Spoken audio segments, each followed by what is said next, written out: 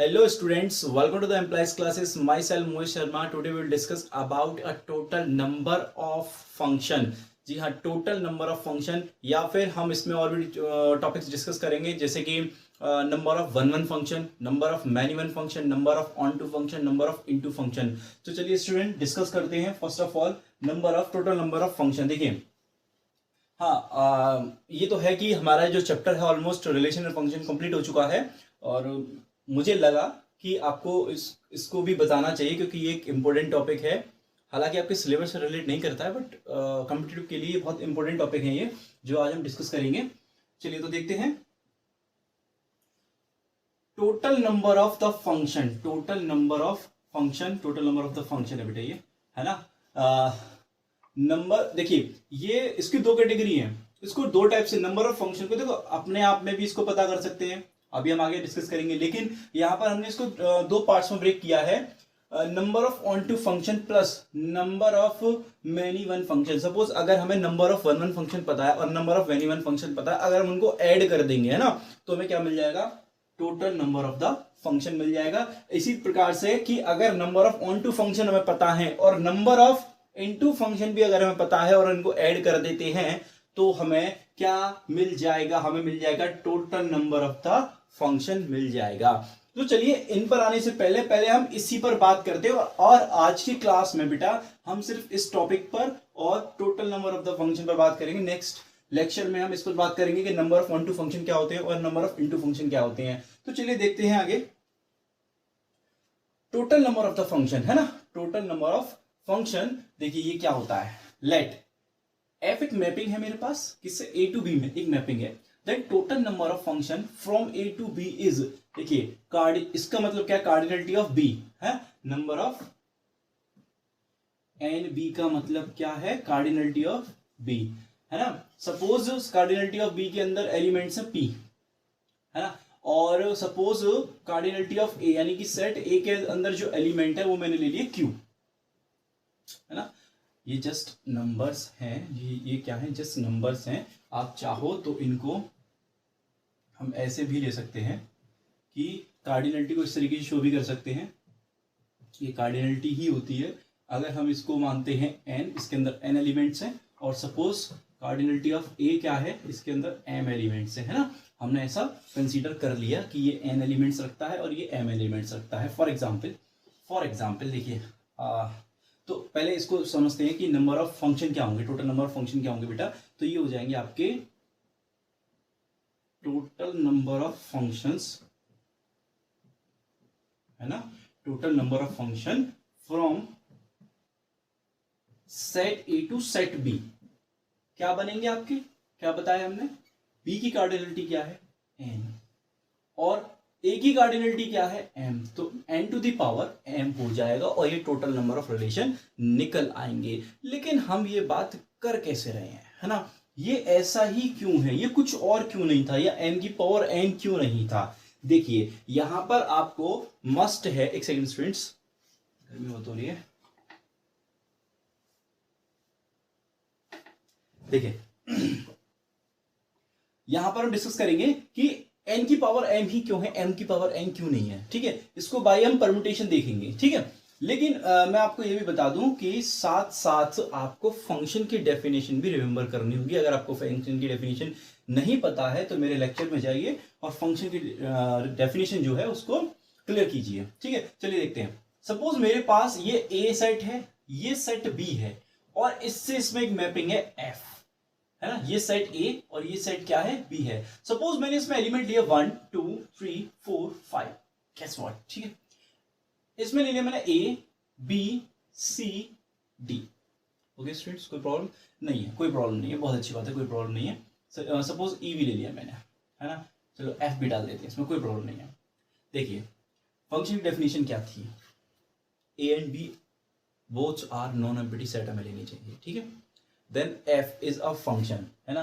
Then F, ये F function होगा कब? If every element of a domain, every element of a domain set A have a unique image in a codomain. हमें क्या मिलनी चाहिए? एक यूनिक इमेज मिलनी चाहिए, किसमें? सेट बी के अंदर है ना, कोडोमेन में। तो देखिए वन की इमेज क्या पॉसिबल क्या है, पॉसिबिलिटीज देखेंगे हम, है ना, क्राइटेरिया देखेंगे कि वन की पॉसिबिलिटीज क्या है, कि उसकी इमेज क्या क्या हो सकती है।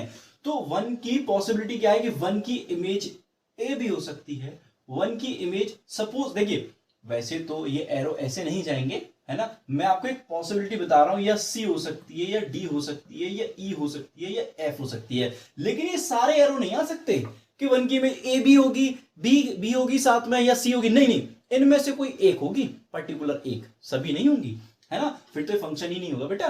ठीक है, तो पॉसिबिलिटी क्या है अगर हम देखें तो वन की इमेज इन, ये कितने एलिमेंट है, 1 2 3 4 5 6, यानी कि वन की पॉसिबिलिटीज कितनी है, 6। चलिए वन की इमेज कितनी हो गई, 6 हो गई, बहुत अच्छी बात है। अब हम देखेंगे, ये वन की इमेज की बात कर रहे हैं हम, वन की कितनी इमेज पॉसिबल है, वन की 6 इमेजेस पॉसिबल है, कोई दिक्कत नहीं। आगे देखते हैं, 2 की कितनी इमेज पॉसिबल होंगी, 2 की कितनी, देखिए अगर सपोज 1 की इमेज आपने ये लगा दी, तो 2 की इमेज ये भी पॉसिबल हो सकती है, क्योंकि इस कंडीशन में तो फंक्शन होता है बेटा, इस कंडीशन में फंक्शन होता है। और ऐसे ही 2 की इमेज हो सकता है बी पॉसिबल हो सकता है, सी पॉसिबल हो सकता है, डी भी हो, ई हो सकती है, एफ हो सकती है, मीनिंग दैट कि यहां पर 2 की इमेज भी कितनी पॉसिबल हो सकती है, 2 की 6 इमेज पॉसिबल हो सकती हैं। तो यहां से 2 की इमेज कितनी पॉसिबल है, 6, ये हमने काउंटर कर दिया।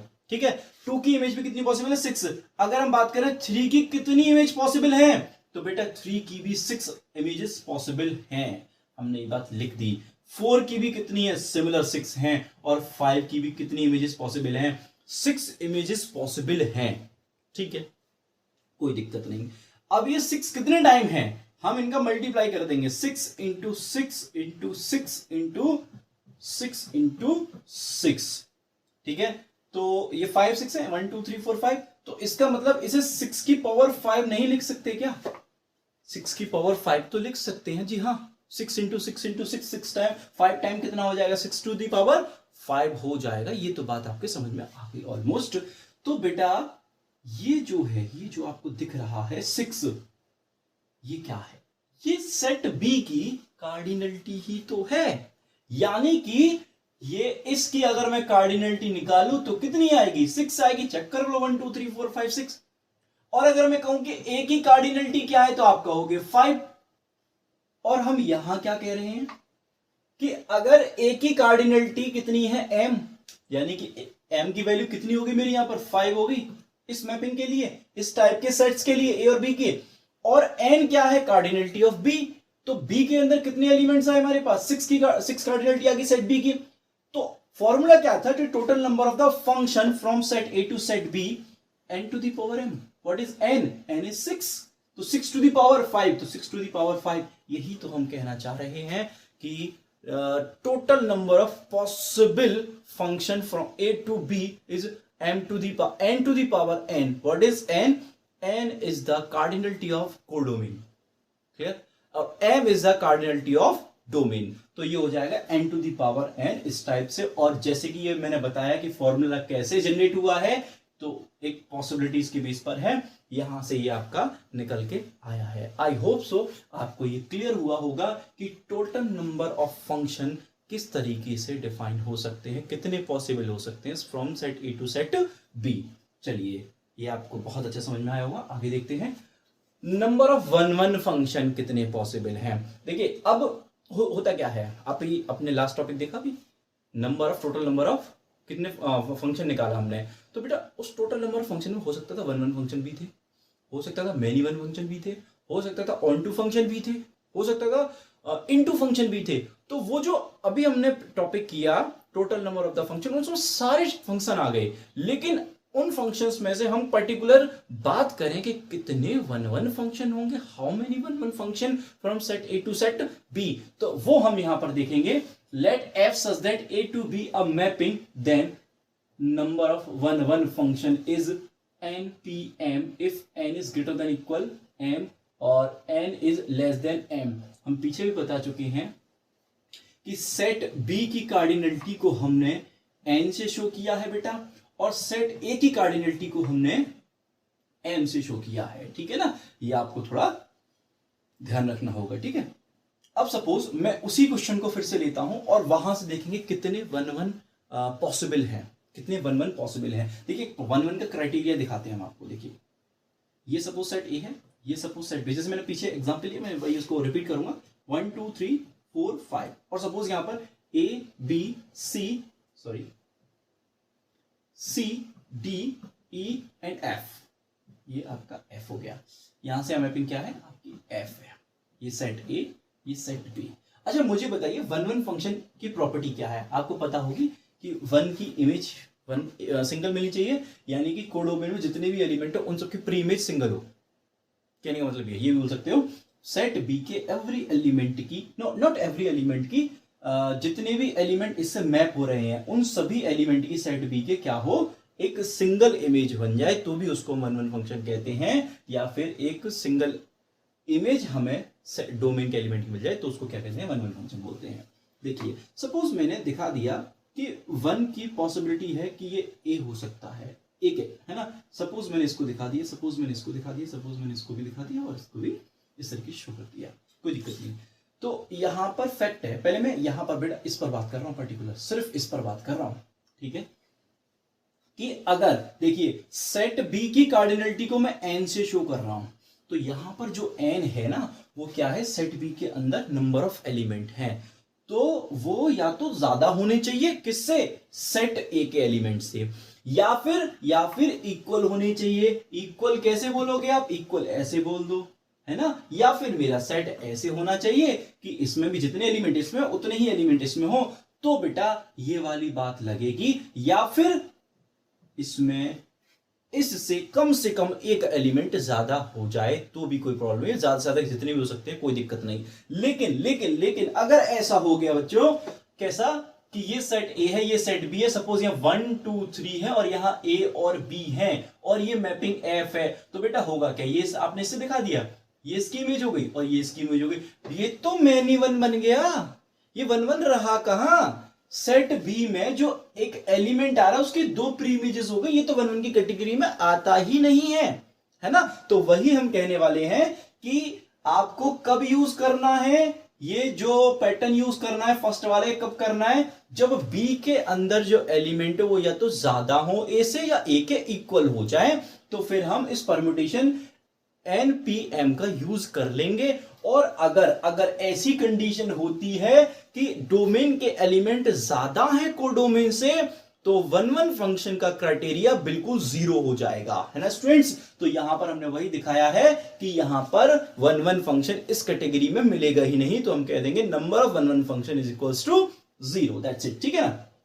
आई होप सो आपको ये वाला पॉइंट तो क्लियर हो गया होगा। लेकिन इस पॉइंट में हमने ये बात तो क्लियर कर दी कि n is greater than equals to m, लेकिन ये कैसे आया npm, तो चलिए इसी के बारे में बात करते हैं और यहां पर डिस्कस करेंगे।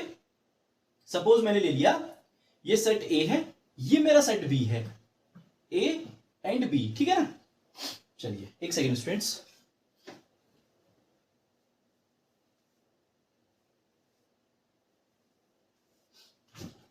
हाँ देखते हैं। सपोज यहां पर है मेरा पास 1 2 3 4, ठीक है। जाहिर सी बात है मेरे को इस पैटर्न का यूज करना पड़ेगा, या तो इक्वल लूंगा या फिर मैं कम लूंगा। चलिए मैं ज्यादा लूंगा मैं, ठीक है। इसमें ज्यादा लेना है, इसमें कम लेना है, क्योंकि ये यहां पर जितने भी एलिमेंट है वो रिप्रेजेंट कर रहे हैं m को, ठीक है ना। यहां मैं लिख देता हूं cardinality of this is equals to m equals to 4, क्योंकि मैंने 4 एलिमेंट लिए हैं। और कार्डिनलिटी ऑफ n हम रिप्रेजेंट कर रहे हैं किससे, n से कर रहे हैं, स्मॉल n से। और मैं यहां पर एलिमेंट ले लेता हूं कुछ, सपोज ये ले लेते हैं, ठीक है। कितने एलिमेंट हो, 6 एलिमेंट, ठीक है। इसमें कोई दिक्कत नहीं, आगे देखते हैं। देखिए अच्छा, इससे आने से पहले एक चीज बता दूं, ये जो npm होता है इसका परम्यूटेशन में फॉर्मूला होता है, वो नोट कर लीजिए, factorial n upon factorial n minus m student, ठीक है ना। ये फॉर्मूला होता है, ठीक है। अगर बाय दिस फॉर्मूला मैं इसका सॉल्यूशन निकालना चाहूं तो बेटा मेरा क्या आ सकता है।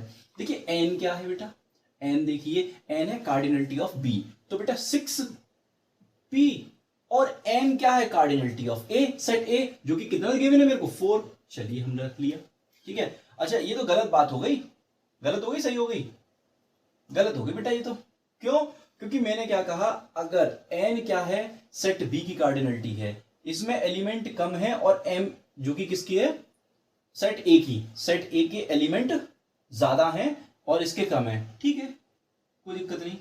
हाँ हमारा तो ठीक है, ये इसमें ज्यादा है इसमें हमारे कम है तो चलेगा। ये वाला केस आ गया कि m कम है n ज्यादा है या इक्वल हो जाता है तो इस पैटर्न का यूज करेंगे। चलिए इसको सॉल्व कर लेते हैं।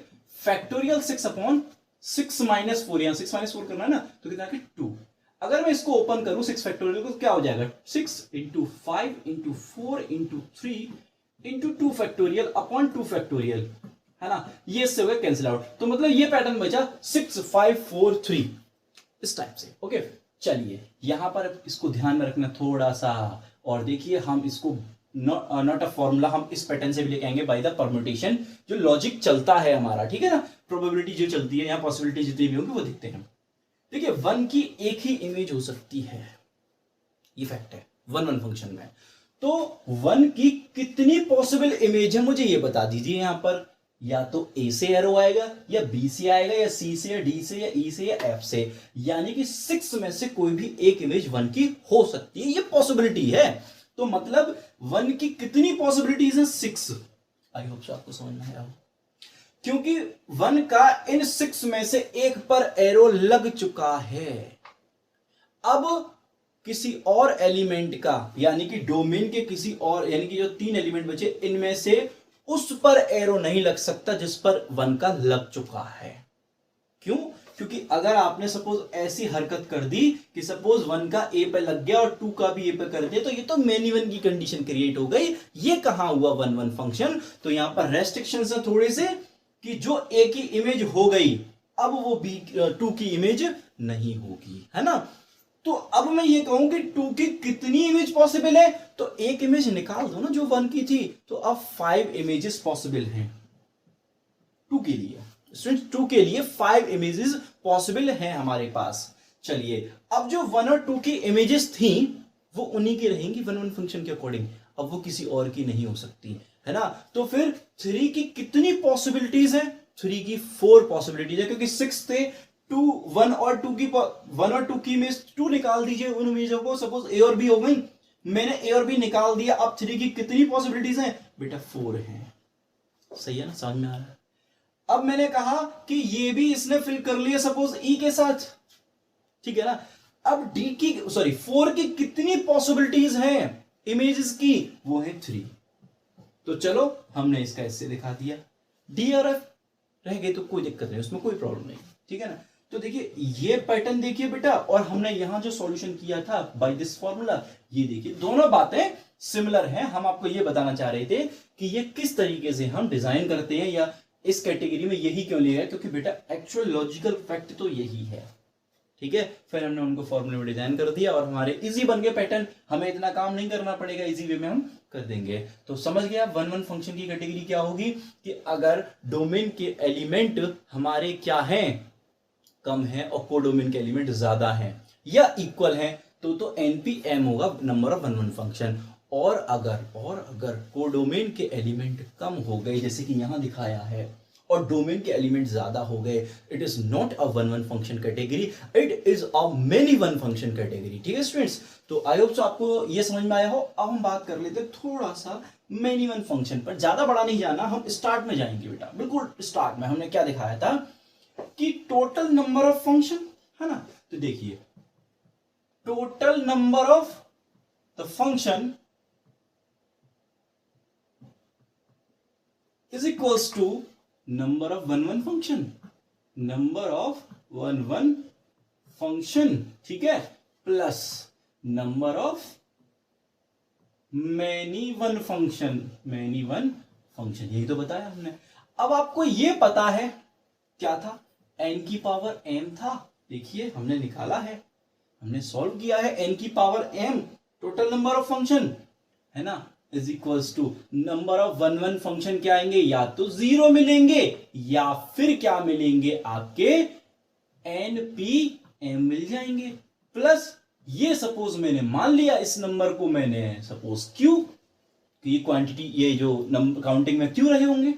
तो अगर मुझे Q यानी कि नंबर ऑफ मेनी 1 फंक्शन चाहिए, तो इसमें से मैं इसको ले आऊंगा, सब्ट्रैक्ट कर दूंगा, तो क्या निकलेगा कि n की पावर m माइनस 0 और NP-M, तो मुझे क्या मिल जाएगा, number of many one function, है ना, क्या मिलेगा, number of many one function. अच्छा एक बात और, कि अगर वन वन फंक्शन जीरो हो गए, जैसे कि मैंने आपको अभी पिछले टॉपिक में बताया कि number of one one function अगर जीरो आ जाता है तो बेटा ये जीरो हो गया। अब इसमें से जीरो निकालोगे तो क्या आएगा, n की पावर n। तो यानी कि मैनी वन फंक्शन और total number of function equal हो सकते हैं किस कैटेगरी में, जब वन वन फंक्शन जीरो हो जाए। ठीक है ना स्टूडेंट, तो इस टाइप से मैनी वन फंक्शन भी फाइंड कर सकते हैं अगर हमें ये पता है तो। ठीक है ना, अब जैसे कि हमने लिया था यहां पर, ये आप इनका मल्टीप्लाई कर दीजिए, total number of one one function आ जाएगा। और जैसा कि मैंने यहां पर लिया था, यहां पे भी हमने एक सेट लिया था, इसी कुछ 5 एलिमेंट इसमें थे, 6 एलिमेंट इसमें थे, तो कितना है 6 टू द पावर 5। इसको भी सॉल्व कर लीजिए तो एक वैल्यू मिलेगी, उस वैल्यू में से आप वन वन फंक्शन की वैल्यू को सब्ट्रैक्ट कर दीजिए। खैर वो अलग है, ये अलग है, इसके लिए अलग निकालना, उसके लिए अलग निकालना, वन वन फंक्शन के लिए। ठीक है ना, यहां पर अगर हम इसकी बात करते हैं तो यहां पर वन वन फंक्शन के लिए टोटल नंबर ऑफ फंक्शन अलग आएंगे, कितने हो जाएंगे, क्या करोगे, देखिए इसकी कितनी पॉसिबिलिटीज है, 6, तो 6 इंटू 6 इंटू 6 कितने टाइम, 4 टाइम। तो 6 टू द पावर 4 में से, इस क्वेश्चन के लिए 6 टू द पावर 4 में से सब्ट्रैक्ट कर दीजिए कितना, ये आ जाएगा आपका 6 इंटू 5 इंटू 4 इंटू 3 को सॉल्व करके सब्ट्रैक्ट कर देना, आपको क्या मिल जाएगा, number of many one function find हो जाएंगे स्टूडेंट। और जैसा कि हमने कहा था कि आज की क्लास में हम सिर्फ इसी टॉपिक को डिस्कस करेंगे, नेक्स्ट लेक्चर में हम इसको टॉपिक को डिस्कस करेंगे ऑन टू फंक्शन और इनटू फंक्शन, नंबर ऑफ, है ना। तो चलिए स्टूडेंट्स, इसके साथ आई होप हम समझते हैं कि आपको क्लियर हुआ होगा नंबर ऑफ फंक्शन और number of one one function. तो student, thank you watching my lecture.